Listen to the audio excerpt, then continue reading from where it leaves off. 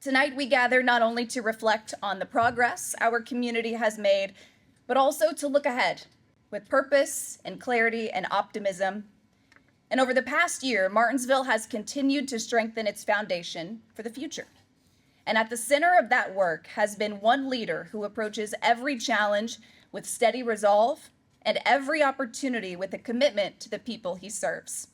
Martinsville Mayor Kenny Costin has dedicated himself to ensuring our city remains a place where families thrive, businesses invest, and neighbors look out for one another.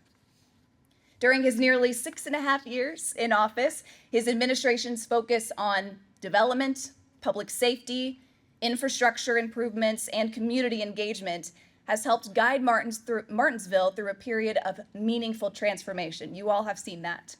And tonight, Mayor Costin will share the accomplishments of the past year, some challenges we still face, and then the vision that will shape Martinsville's next chapter. So please join me in welcoming the Mayor of the City of Martinsville, Kenny Costin.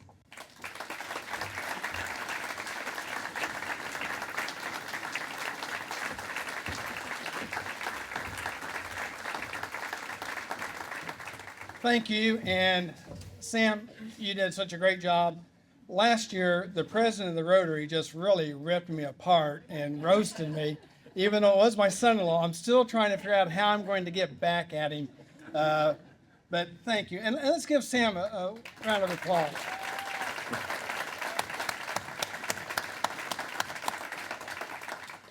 Thank you for coming back. Before I start tonight, this is the 7th time that we've done a State of the City. First 2 was during COVID, and they were both video. And the other 5, I've always been mindful of your time to get you out here as quick as possible. I did look at my phone. Sam got me up here 5 minutes early, so I have 5 extra minutes that I'm going to bore you with. So you're mine for a little while. Before I start, I want to say a few thank yous. One, I want to thank my Lord Jesus Christ, for it is an honor and a blessing to serve as the mayor of the City of Martinsville. And without his guidance, it would be very difficult. I want to thank my wife for her love, support, and encouragement, because all of you that are in a political office know that there's days that you come home, you're a little down. But Debbie's always been there, and I appreciate that. I want to thank my family for taking care of the family business while I've been able to go to City Hall. My daughter, Amy, Austin, and my 2 grandsons, Will and Emerson. And without their support and encouragement, I wouldn't be able to do what I've been able to do the last 6.5 years, and that is represent the City of Martinsville. And it's not me, it's our team. We have a great team that we put together back in 2020. We've worked and we've had approaches to different projects from a complete business sense.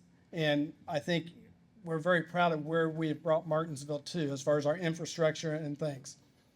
And we're still working together, except for one. One of my guys that volunteered to come with us at the beginning, he said, "I'll give you 6 months." Well, I hooked him in for 6 years. And all of the things you're going to see that we accomplished in 25 could not have been done without Gary Oakes. So at this time, I'd like for Gary to stand, and please give him a round of applause.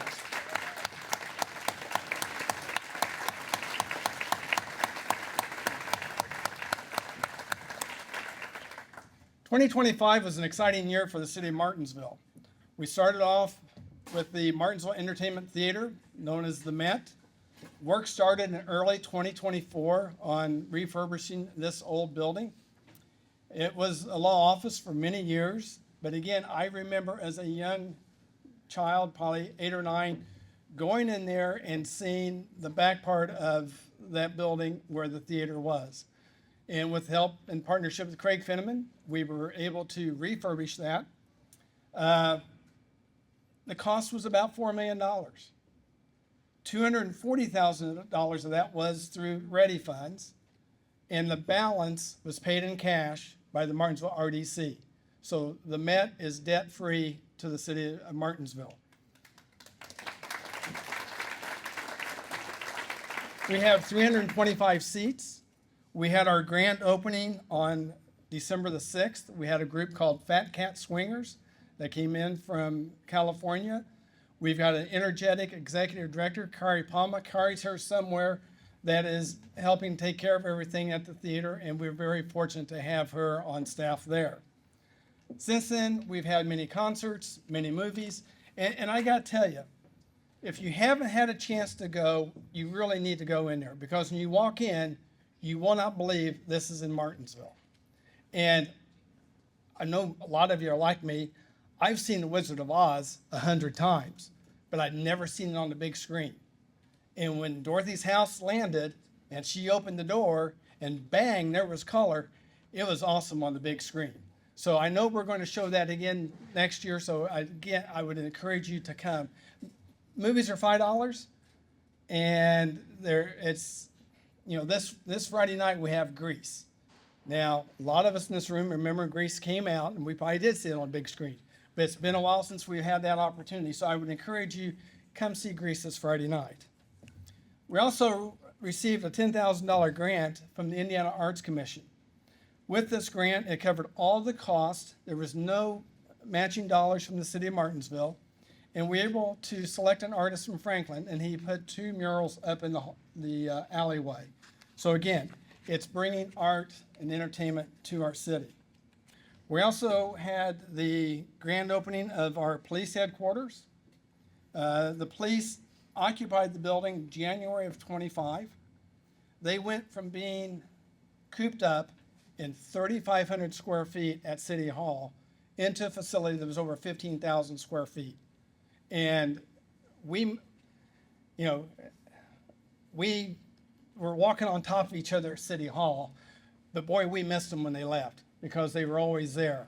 And sometimes City Hall gets kind of quiet, and we miss the camaraderie that we had with the police department. But they're in a facility that is far better than what they had before. They're able to have training there. They've got proper interview rooms, and it's just really helped our police department out.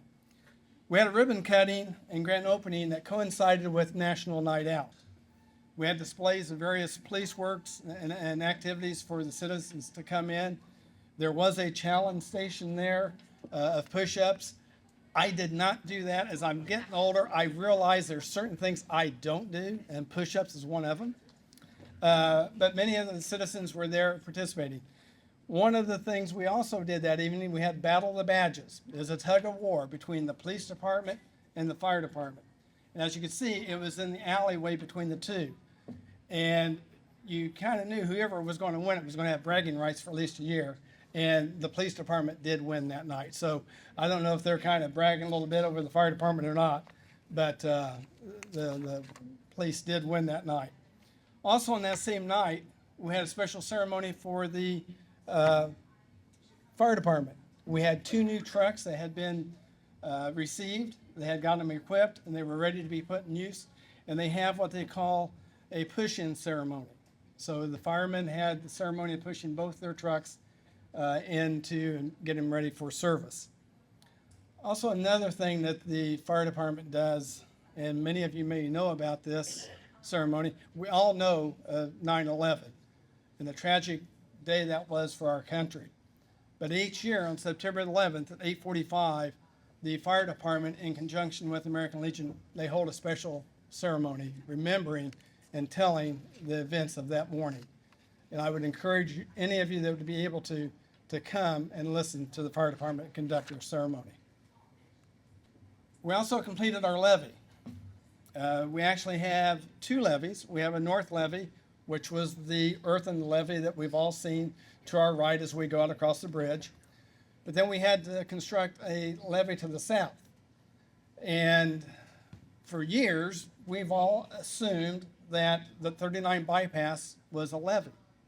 It's not. The Federal Highway Commission says you cannot have a road on a levee.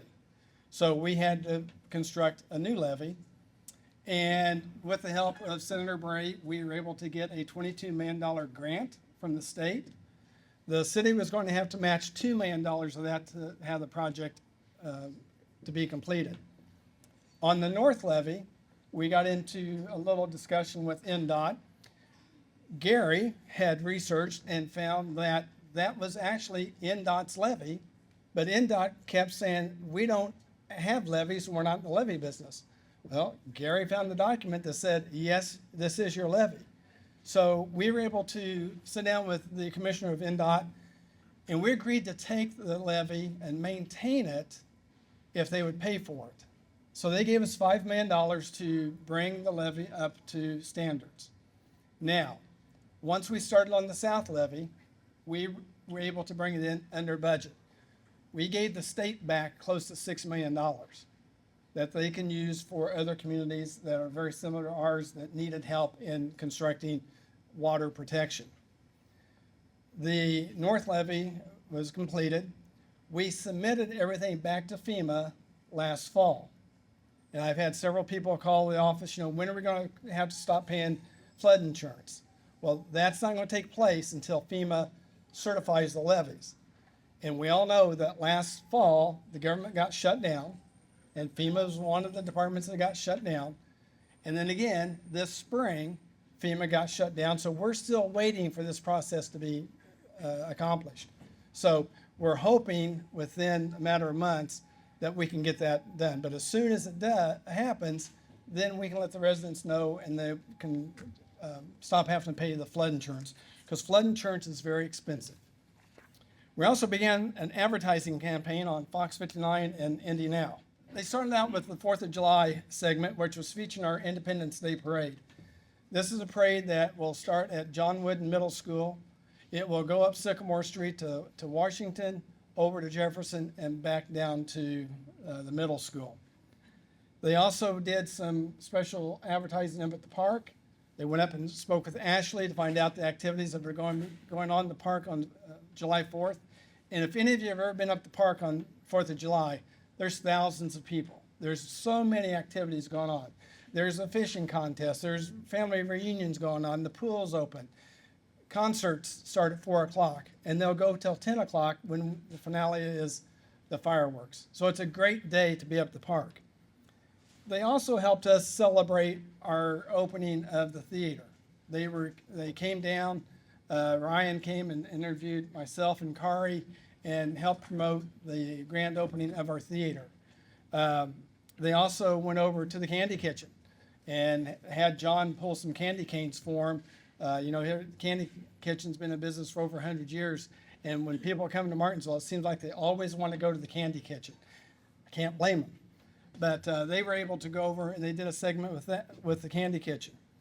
We're also able to have a couple of the stores go in studio at Fox 59, Fables and Fairy Tales and the Glazed Gypsy. They went in and told about what they had coming in the month of December, because this was all to promote Martinsville for the month of December. We'd love to make Martinsville a destination for the month of December. The Saturday after Thanksgiving is Small Business Saturday. Then the weekend after that is the Bobby Helms Jingle Bell Rock Christmas Music Spectacular. There's a certain way we have to say that because of copyright laws. Then the weekend after that, we have the Cookie Stroll. And then we would like to have the fourth weekend as a candlelight service. We've not quite figured out how we're going to do that yet.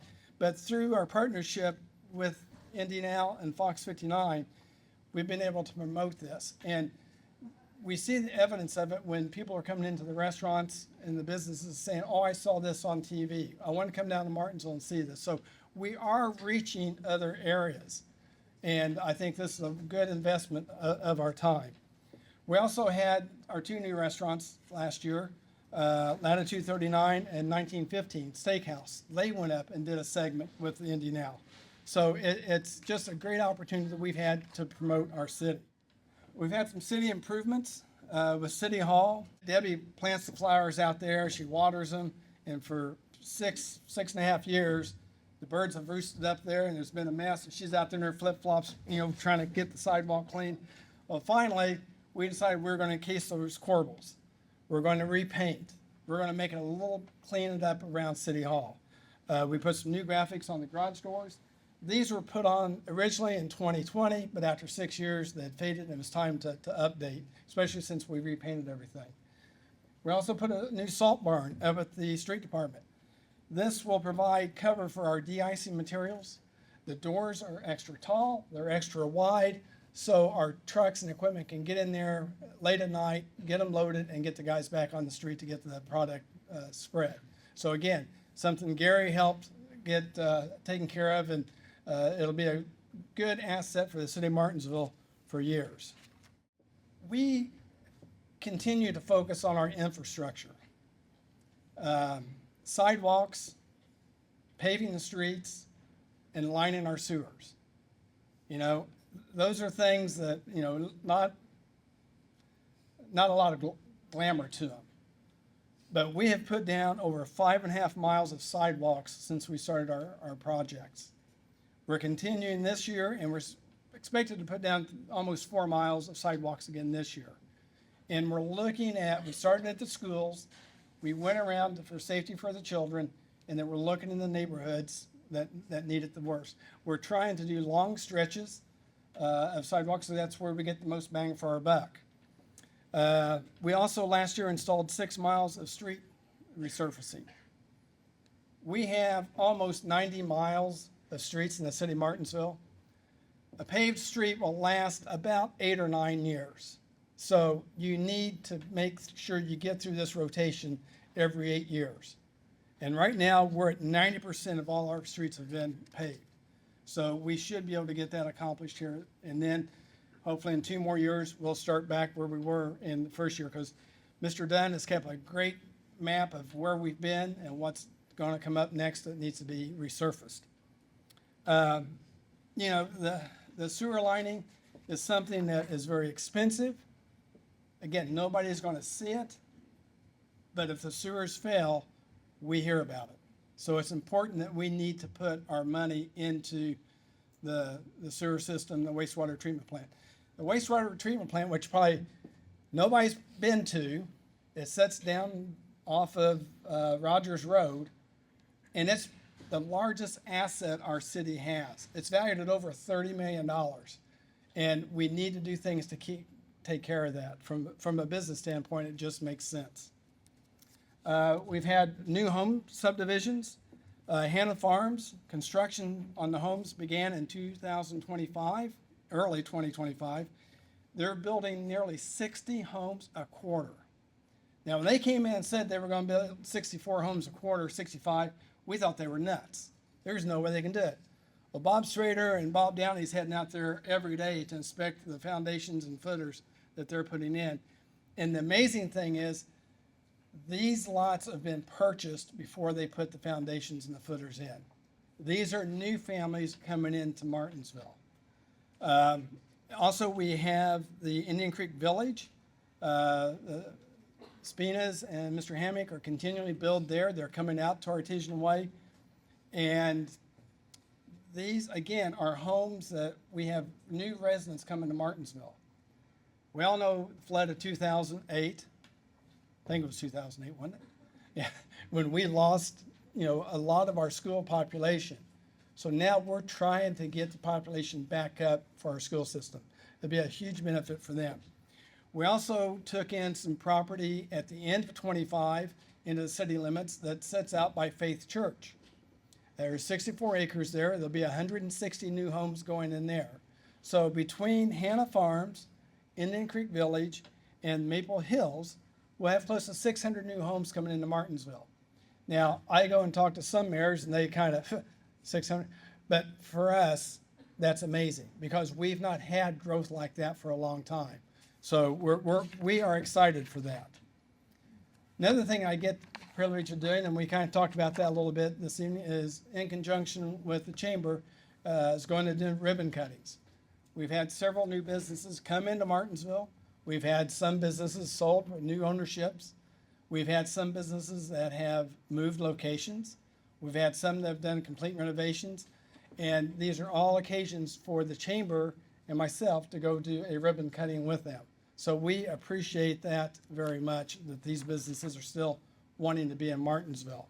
Our community events, 3 that are special to me: Memorial Day and Veterans Day and the National Day of Prayer. Memorial Day and Veterans Day takes place there at the Veterans Park at the corner of Washington and Jefferson Street. Now, Memorial Day is the traditional Memorial Day, May 30th, 11 o'clock. Veterans Day is November 11th, 11 o'clock. These are open to the public. And I, again, would encourage everyone to come and be a support system for our veterans. Because, again, we couldn't meet here tonight if there hadn't been a lot of men and women that gave their life so we have the freedom to do this. So we need to pay it back to them and be there as an encourager. The National Day of Prayer is something that we've been able to participate in the last several years. We usually issue a proclamation on the National Day of Prayer, and the last few years we've had the opportunity to read this in conjunction with the Tabernacle Christian School. This year, the National Day of Prayer is going to be on May 7th. And again, if you're available, I know Pastor Zimpel would welcome anybody to come and be there. So a lot of things happen in our community. Now, I want to talk a little bit about where we are financially. Ben Merida, the clerk's office, they do a fantastic job keeping us in line.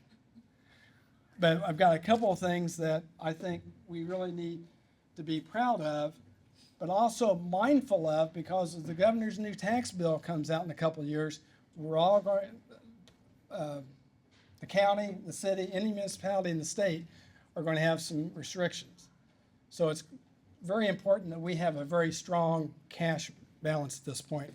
This first graph shows usable liquid cash by year. Now we've gone back to 2012. At that time, we had $10 million in usable cash. We come back through in 2018, we were about $14 million. 2024, we were just under $25 million, and we ended 25 at about $22 million. So we're in a good financial cash balance. The next graph shows our debt by year and the amount of bonds that we have. You may not be able to see the red line. The red line shows the amount of bonds we have. Again, in 2012, we had 9 bonds. We had a debt of close to $20 million. In 2018, we had 14 bonds, and the debt was a little bit right at $20 million. We hit a high in 22. Our debt was over right at 31 million. We had 15 bonds. Again, with being very conservative with our funds and working with Ben and his office, in 25, we've got the amount of bonds down to 7. Our debt was about 21 million, and to date, we're down to 3 bonds, 3 outstanding bonds, and our debt is under $20 million. So we're very pleased with that number, knowing what we've got coming ahead of us in the next few years. The next is a debt to cash comparison by year, and you can see our last few years, we've had a lot more cash than we've had debt, which is, again, a very positive thing for our community. We're all familiar with our tax rates. We've all got our property taxes the last few weeks. And the City of Martinsville, our tax rate for 25 was 1.4. In 26, it's going to 1.1. Our tax rate for our city is going down. And again, your assessed value may have gone up, your other tax rate may have been, but for the City of Martinsville, we've been able to drive that tax down. If you look back in 2016, the tax rate was 1.45. So again, these are all positive things for our community. The other one that just amazes me is the amount of interest that we've made by each year. And again, my hat's off to Ben and his group for investing these funds properly. If you look at 2011, we made, I can't read the number there, but maybe $35,000 in interest. Last year, we made $682,000 in interest. So far, the first 2 quarters this year, we've made over $88,000. So again, being good stewards of your tax dollars and trying to do what we feel would be right. And again, this is this is our team. This is a team that Martinsville's put in place to lead and guide our city over the next few years. And we appreciate, and we know we don't make everybody happy. I know Mac Porter and Mac Den get some phone calls every day that, somebody's not quite happy, we've done this or that, but we try our best. And there's a line in a song. I started, I'm drawing a blank. Going to a garden party. Ricky Nelson. Line in there says, I know I can't please everybody, but I got to please myself. And as long as our administration can go home and lay our heads down at night, knowing that we've done the best we can for the city of Martinsville, then that's all we can ask for. And we ask for your continued support, your prayers, and your understanding, because the state of the city is good.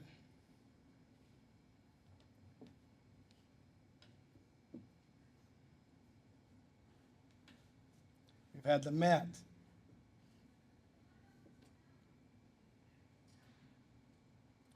Martinsville Police Headquarters. The levee construction, which is going to benefit many. Our advertising campaign that continues to reach people to bring to Martinsville. City Hall improvements.